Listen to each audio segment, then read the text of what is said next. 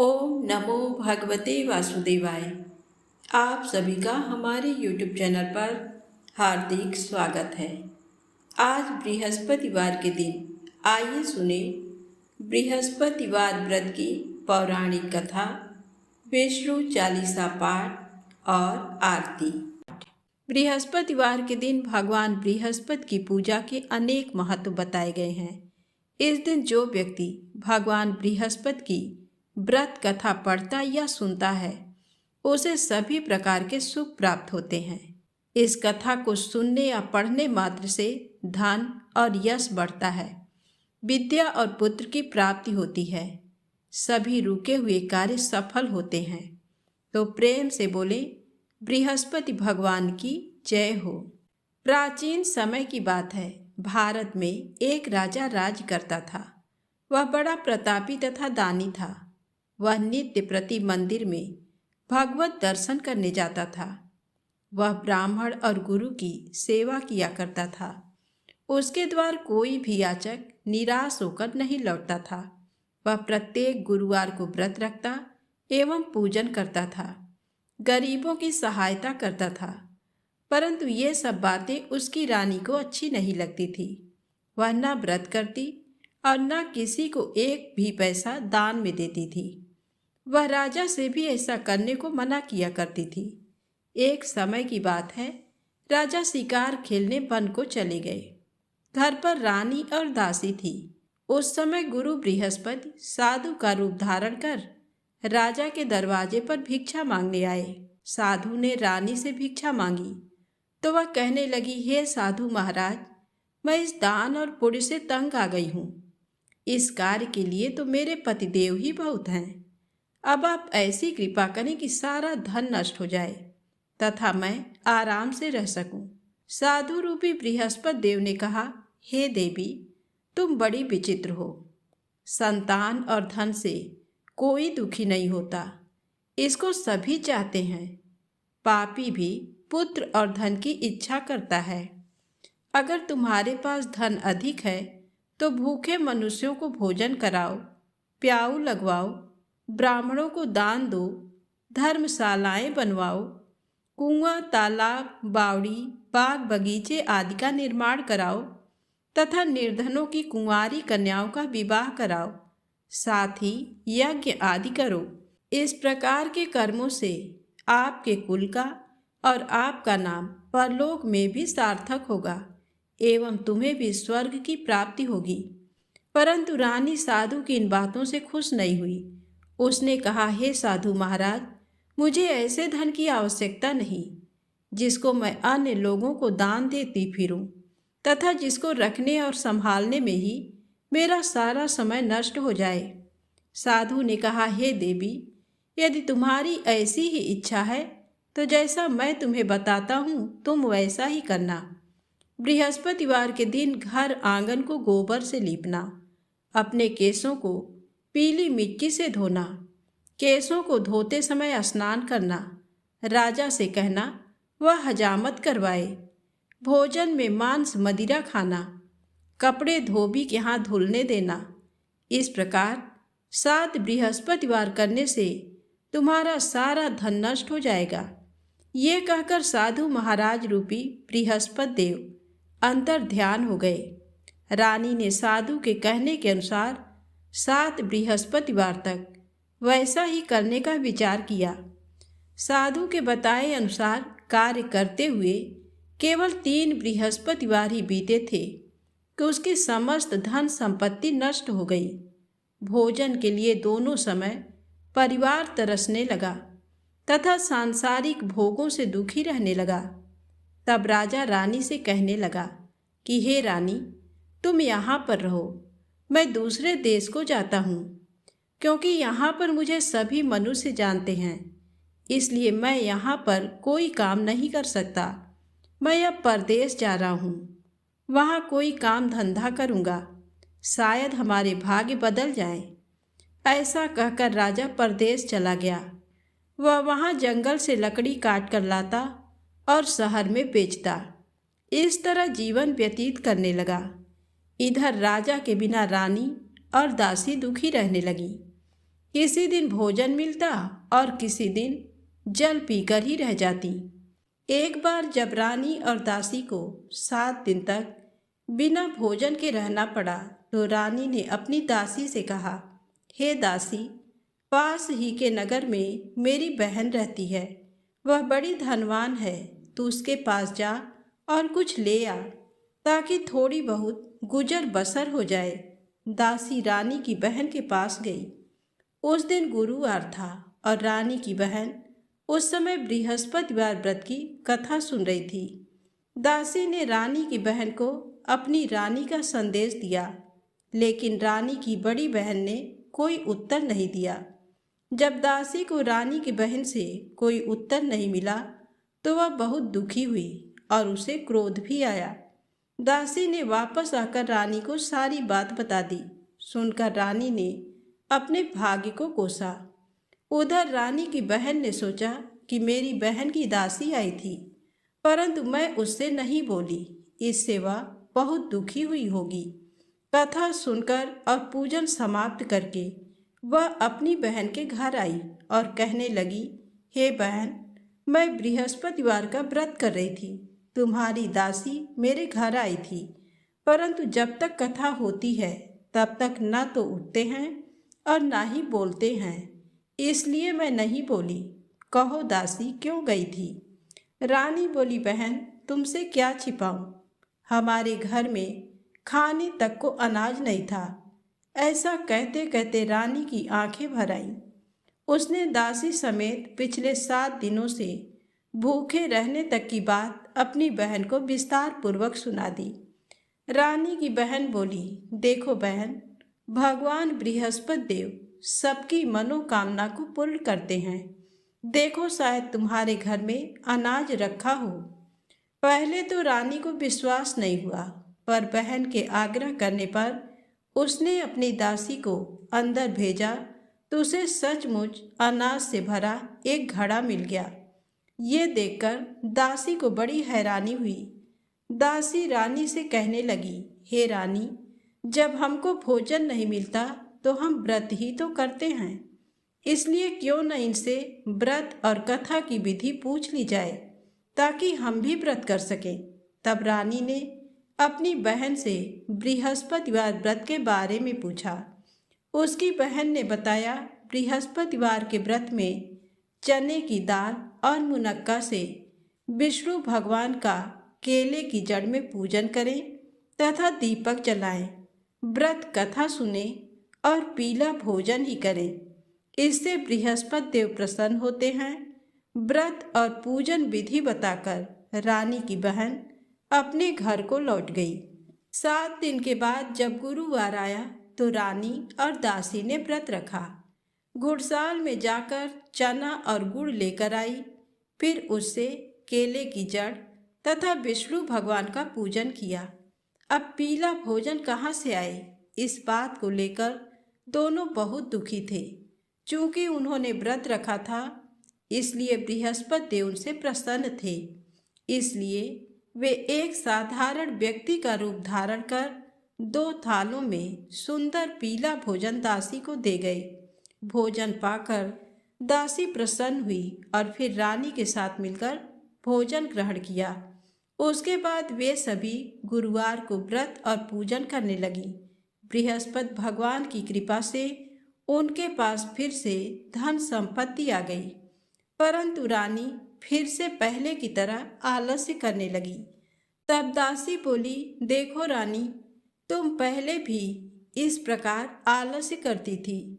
तुम्हें धन रखने में कष्ट होता था, इस कारण सभी धन नष्ट हो गया, और अब जब भगवान बृहस्पति की कृपा से धन मिला है तो तुम्हें फिर से आलस्य होता है। रानी को समझाते हुए दासी कहती है कि बड़ी मुसीबतों के बाद हमने ये धन पाया है, इसलिए हमें दान पुण्य करना चाहिए, भूखे मनुष्यों को भोजन कराना चाहिए और धन को शुभ कार्यों में खर्च करना चाहिए, जिससे तुम्हारे कुल का यश बढ़ेगा, स्वर्ग की प्राप्ति होगी और पितृ प्रसन्न होंगे। दासी की बात मानकर रानी अपना धन शुभ कार्यों में खर्च करने लगी। जिससे पूरे नगर में उसका यश फैलने लगा। एक दिन रानी और दासी दोनों आपस में विचार करने लगी कि न जाने राजा किस दशा में होंगे। उनकी कोई खोज खबर भी नहीं है। उन्होंने श्रद्धा पूर्वक गुरु बृहस्पति भगवान से प्रार्थना की कि राजा जहाँ कहीं भी हो शीघ्र वापस आ जाएं। उधर राजा परदेश में बहुत दुखी रहने लगा। वह प्रतिदिन जंगल से लकड़ी बीनकर लाता और उसे शहर में बेचकर अपने दुखी जीवन को बड़ी कठिनता से व्यतीत करता था। एक दिन दुखी हो अपनी पुरानी बातों को याद करके वह रोने लगा और उदास हो गया। उसी समय राजा के पास बृहस्पति देव साधु के वेश में आकर बोले, हे लकड़हारे, तुम इस सुनसान जंगल में किस चिंता में बैठे हो, मुझे बतलाओ। ये सुन राजा के नेत्रों में जल भर आया। साधु की वंदना कर राजा ने अपनी संपूर्ण कहानी सुना दी। महात्मा दयालु होते हैं। वे राजा से बोले, हे राजा, तुम्हारी पत्नी ने बृहस्पति देव के प्रति अपराध किया था, जिसके कारण तुम्हारी ये दशा हुई। अब तुम किसी प्रकार की चिंता मत करो। भगवान तुम्हें पहले से अधिक धन देंगे। देखो, तुम्हारी पत्नी ने बृहस्पतिवार का व्रत प्रारंभ कर दिया है। अब तुम भी बृहस्पतिवार का व्रत करके चने की दाल व गुड़ जल के लोटे में डालकर केले का पूजन करो। फिर कथा कहो या सुनो। भगवान तुम्हारी सब कामनाओं को पूर्ण करेंगे। साधु की बात सुनकर राजा बोला, हे प्रभु, लकड़ी बेचकर तो इतना पैसा भी नहीं मिलता जिससे भोजन करने के उपरांत कुछ बचा सकूं। मैंने रात्र में अपनी रानी को व्याकुल देखा है। मेरे पास कोई साधन नहीं जिससे इसका समाचार जान सकूं। फिर मैं बृहस्पति देव की क्या कहानी कहूँ, ये भी मुझको मालूम नहीं है। साधु ने कहा, हे राजा, मन में बृहस्पति भगवान के पूजन व्रत का निश्चित करो। वे स्वयं तुम्हारे लिए कोई राह बना देंगे। बृहस्पतिवार के दिन तुम रोजाना की तरह लकड़ियां लेकर शहर में जाना। तुम्हें रोज से दुगना धन प्राप्त होगा, जिससे तुम भली भांति भोजन कर लोगे तथा बृहस्पति देव की पूजा का सामान भी आ जाएगा। जो तुमने बृहस्पतिवार की कहानी के बारे में पूछा है वह इस प्रकार है। प्राचीन काल में एक बहुत ही निर्धन ब्राह्मण था। उसके कोई संतान नहीं थी। वह नित्य पूजा पाठ करता।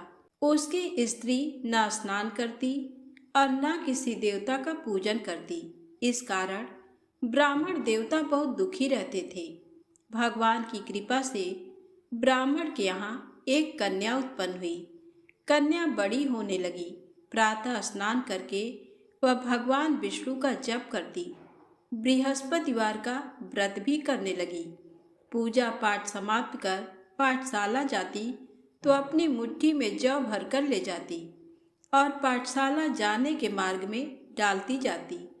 लौटते समय वही जौ स्वर्ण के हो जाते तो उनको बीनकर घर ले आती। एक दिन वह बालिका सूप में उन सोने के जौ को फटककर साफ कर रही थी कि तभी उसकी माँ ने देख लिया और कहा, हे बेटी, सोने के जौ को फटकने के लिए सोने का सूप भी तो होना चाहिए। दूसरे दिन गुरुवार था। कन्या ने व्रत रखा और बृहस्पति देव से सोने का सूप देने की प्रार्थना की। बृहस्पति देव ने उसकी प्रार्थना स्वीकार कर ली।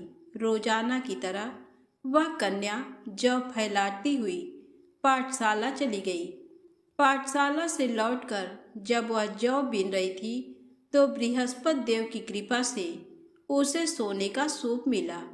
उसे वह घर ले आई और उससे जौ साफ करने लगी, परंतु उसकी माँ का वही ढंग रहा।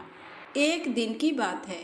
कन्या सोने के सूप में जब जौ साफ कर रही थी उस समय उस नगर का राजकुमार वहां से निकला। कन्या के रूप को देखकर वह उस पर मोहित हो गया। राजमहल आकर वह भोजन तथा जल त्याग कर उदास होकर लेट गया। राजा को जब राजकुमार द्वारा अन्न जल त्यागने का समाचार ज्ञात हुआ तो अपने मंत्रियों के साथ वह अपने पुत्र के पास गया और कारण पूछा। राजकुमार ने राजा को उस लड़की के घर का पता भी बता दिया। मंत्री उस लड़की के घर गया। मंत्री ने ब्राह्मण के समक्ष राजा की ओर से निवेदन किया।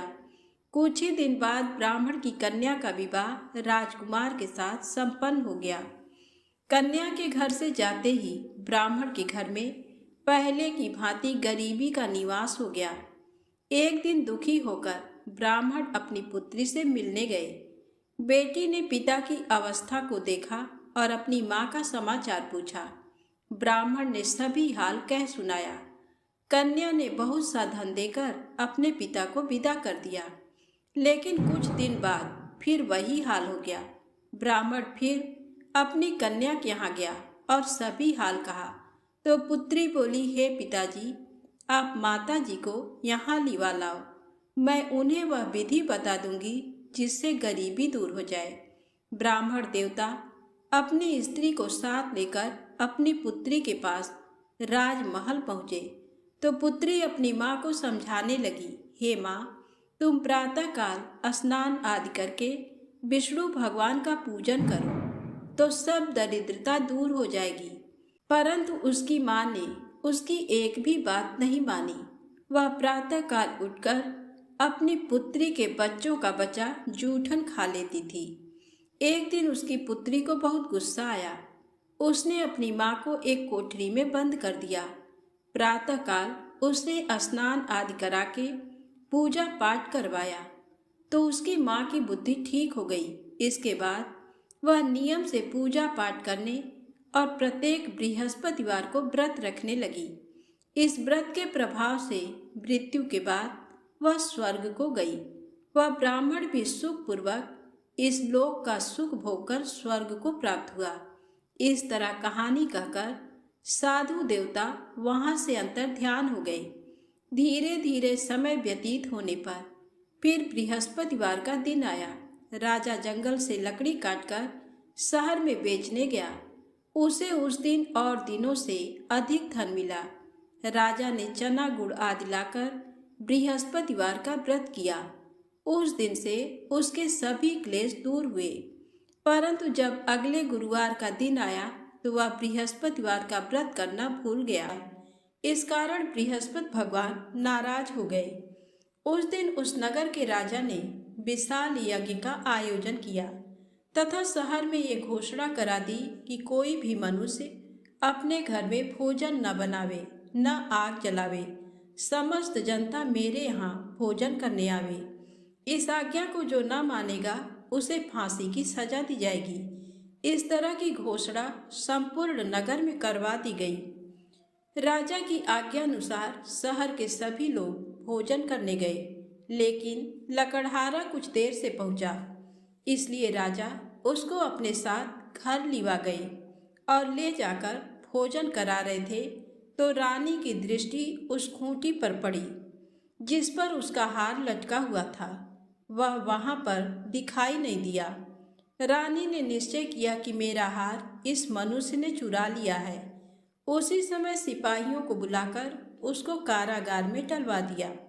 जब लकड़हारा कारागार में पड़ गया और बहुत दुखी होकर विचार करने लगा कि न जाने कौन से पूर्व जन्म के कर्म से मुझे ये दुख प्राप्त हुआ, और उसी साधु को याद करने लगा जो कि जंगल में मिला था।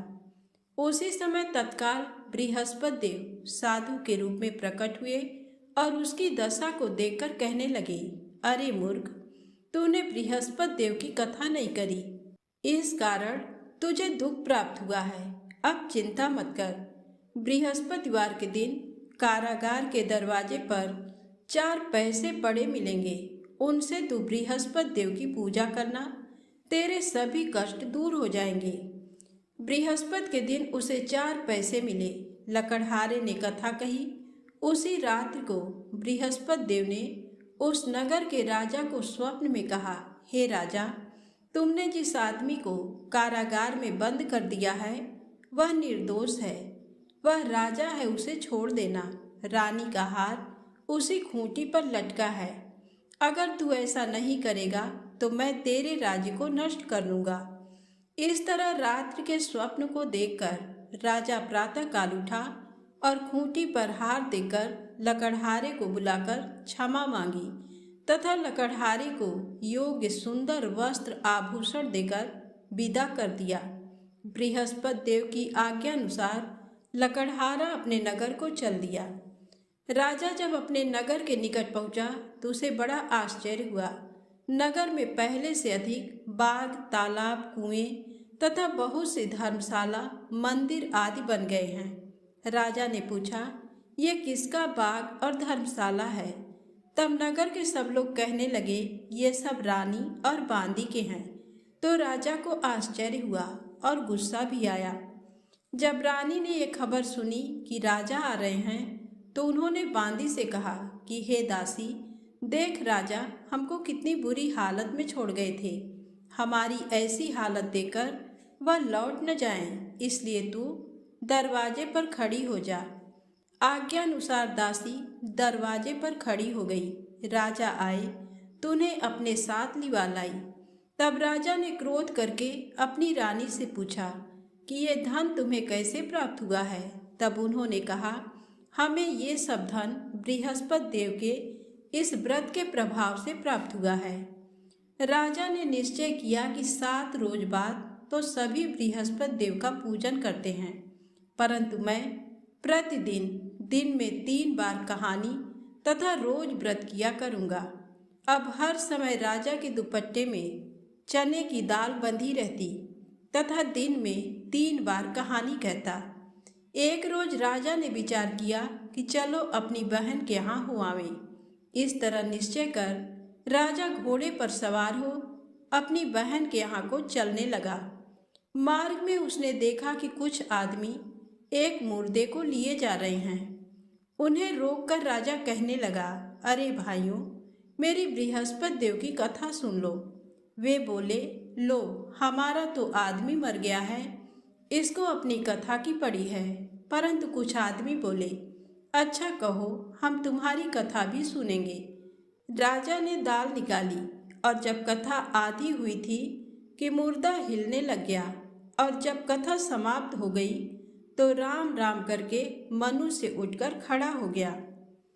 आगे मार्ग में उसे एक किसान खेत में हल चलाता मिला। राजा ने उसे देखा और उससे बोले, अरे भैया, तुम मेरी बृहस्पतिवार की कथा सुन लो। किसान बोला, जब तक मैं तेरी कथा सुनूंगा तब तक 4 हरैया जोत लूंगा। जाए अपनी कथा किसी और को सुनाना। इस तरह राजा आगे चलने लगा।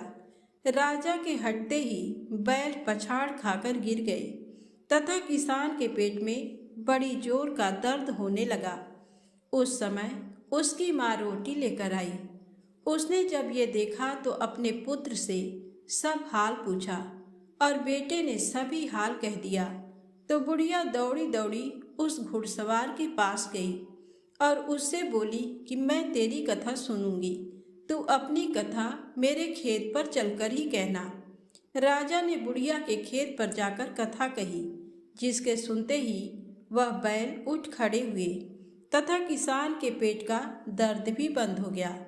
राजा अपनी बहन के घर पहुंचा। बहन ने भाई की खूब मेहमानी की। दूसरे रोज प्रातःकाल राजा जगा तो वह देखने लगा कि सब लोग भोजन कर रहे हैं।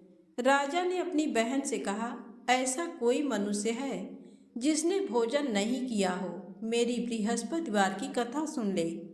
बहन बोली, हे भैया, ये देश ऐसा ही है कि पहले यहाँ लोग भोजन करते हैं, बाद में अन्य काम करते हैं। अगर कोई पड़ोस में हो तो देख आऊं। वह ऐसा कहकर देखने चली गई, परंतु उसे कोई ऐसा व्यक्ति नहीं मिला जिसने भोजन न किया हो। अतः वह एक कुम्हार के घर गई जिसका लड़का बीमार था। उसे मालूम हुआ कि उनके यहाँ 3 रोज से किसी ने भोजन नहीं किया है। रानी ने अपने भाई की कथा सुनने के लिए कुम्हार से कहा। वह तैयार हो गया। राजा ने जाकर बृहस्पतिवार की कथा कही, जिसको सुनकर उसका लड़का ठीक हो गया। अब तो राजा की प्रशंसा होने लगी। एक रोज राजा ने अपनी बहन से कहा कि हे बहन, हम अपने घर को जाएंगे, तुम भी तैयार हो जाओ। राजा की बहन ने अपनी सास से कहा। सास ने कहा, हाँ चली जा, परंतु अपने लड़कों को मत ले जाना, क्योंकि तेरे भाई के कोई औलाद नहीं है।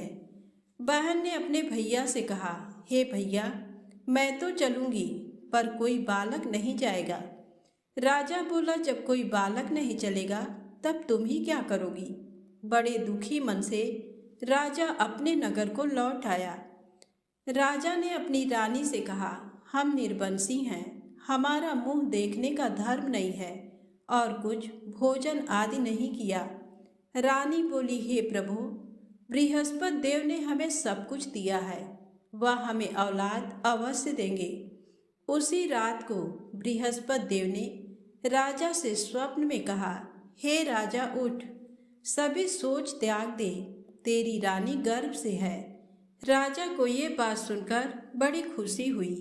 9वें महीने में उसके गर्भ से एक सुंदर पुत्र पैदा हुआ। तब राजा बोला, हे रानी, स्त्री बिना भोजन के रह सकती है, पर बिना कहे नहीं रह सकती। जब मेरी बहन आवे तुम मुझसे कुछ कहना मत। रानी ने सुनकर हाँ कर दिया। जब राजा की बहन ने ये शुभ समाचार सुना तो वह बहुत खुश हुई तथा बधाई लेकर अपने भाई के यहाँ आई। तभी रानी ने कहा, घोड़ा चढ़कर तो नहीं आई, गधा चढ़ी आई। राजा की बहन बोली, भाभी, मैं इस प्रकार न कहती तो तुम्हें औलाद कैसे मिलती। बृहस्पति देव ऐसे ही हैं, जैसी जिसके मन में कामनाएं हैं सभी को पूर्ण करते हैं। जो सद्भावना पूर्वक बृहस्पतिवार का व्रत करता है एवं कथा पढ़ता है अथवा सुनता है, दूसरों को सुनाता है, बृहस्पति देव उसकी सभी मनोकामना पूर्ण करते हैं। प्रेम से बोलें, बृहस्पति भगवान की जय हो। अब आइए सुने विष्णु चालीसा पाठ।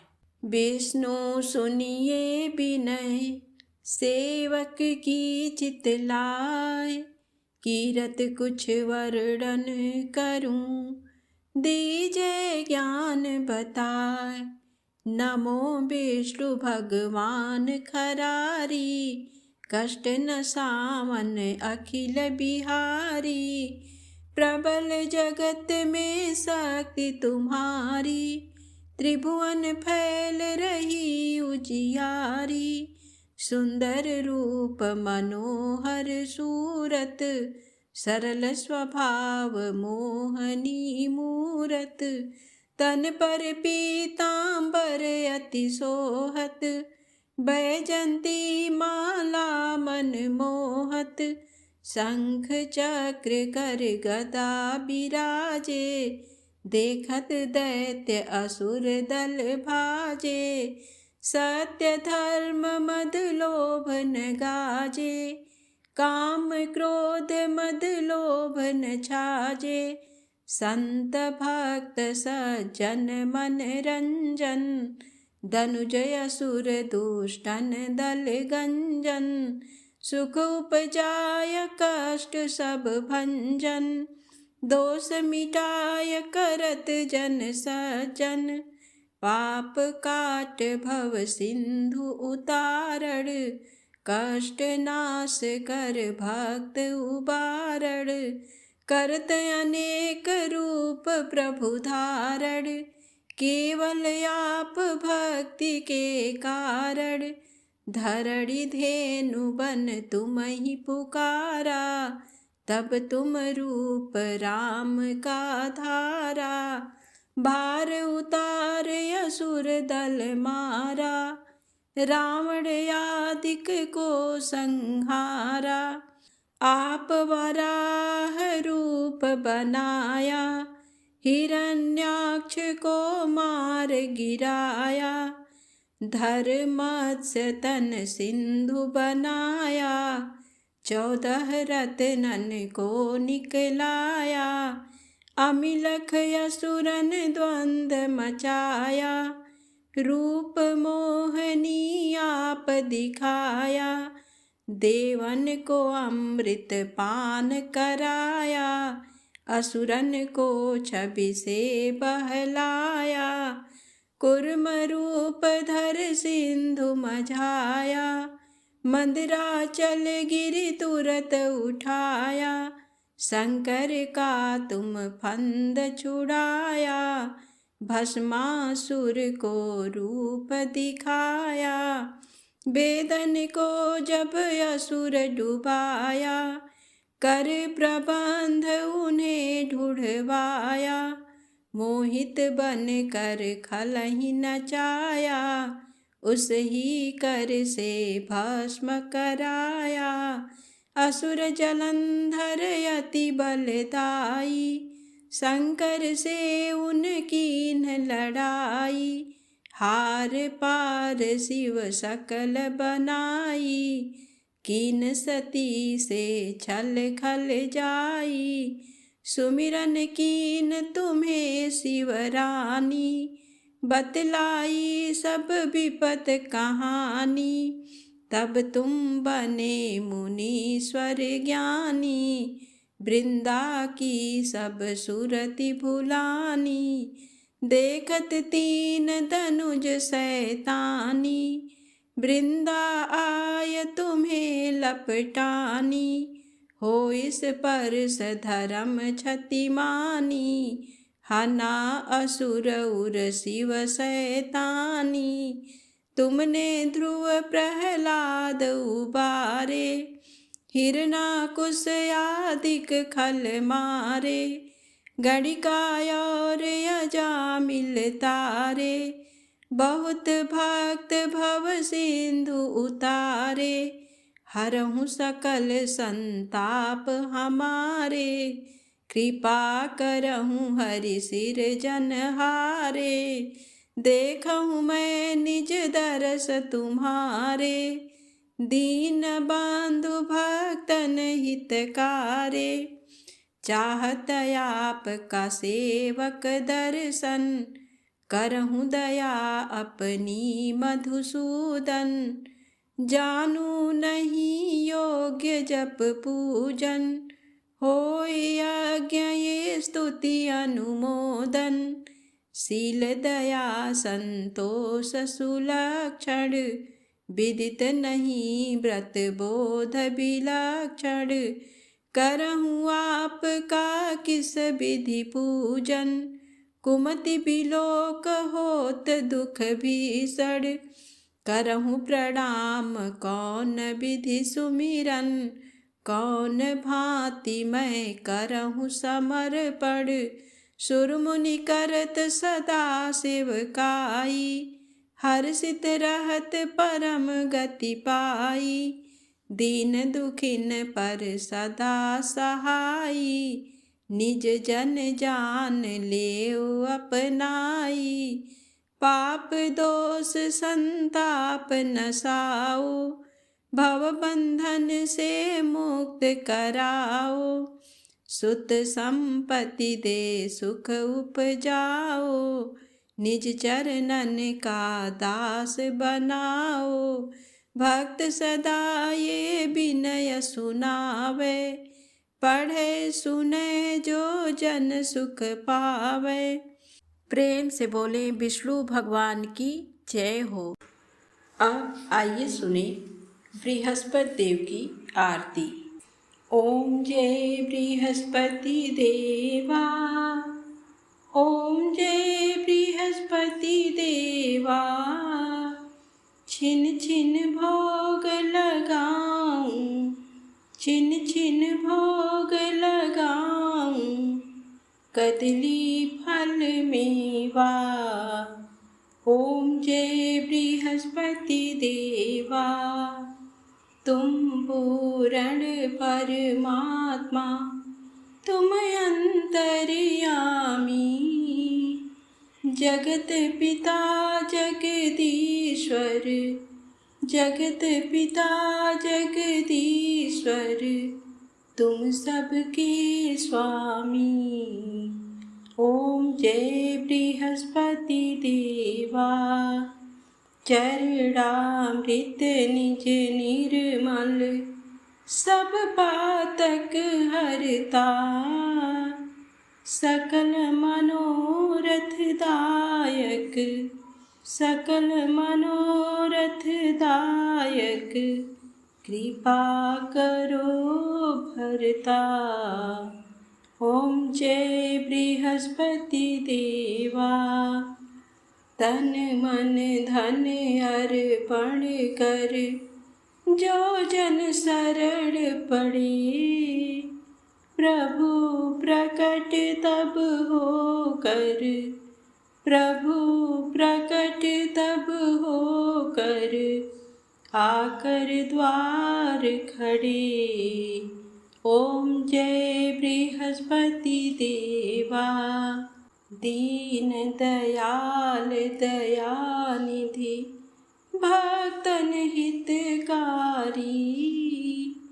पाप दोष सब हरता, पाप दोष सब हरता, भव बंधन हारी। ओम जय बृहस्पति देवा, सकल मनोरथ दायक, सब संशय हारो। विषय विकार मिटाओ, विषय विकार मिटाओ, संतन सुखकारी। ओम जय बृहस्पति देवा, श्री बृहस्पति जी की आरती प्रेम से जो गावे। सुख संपत्ति धन वैभव, सुख संपत्ति धन वैभव, सो निश्चय पावे। ओम जय बृहस्पति देवा। प्रेम से बोले विष्णु भगवान की जय, बृहस्पति देव भगवान की जय।